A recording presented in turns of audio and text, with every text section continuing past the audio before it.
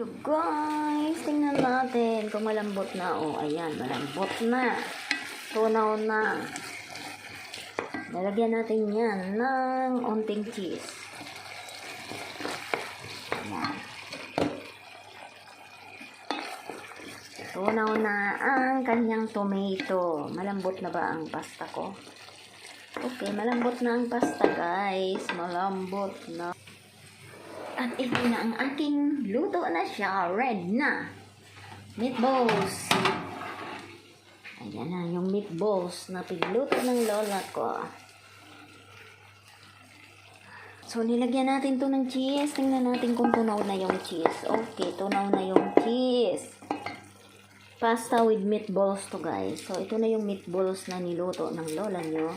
Ilalagay to dyan. Para yung yung tomato niya ay malasa dyan sa meatballs na yan. Yan.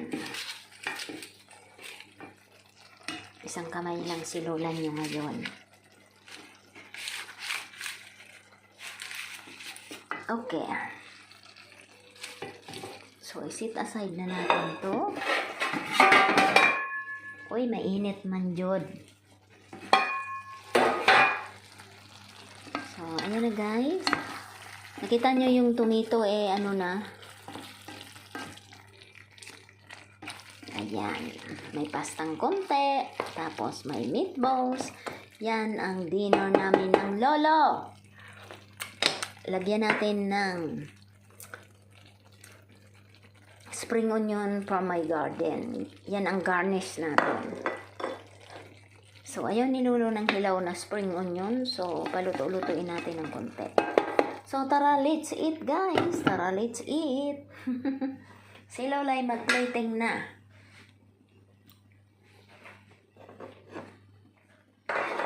So, mag-plating na ang Lola. Okay. Meatballs. Yes. Macaroni with meatballs. Okay. Thanks for watching, guys. Mag-plating na si Lola soon.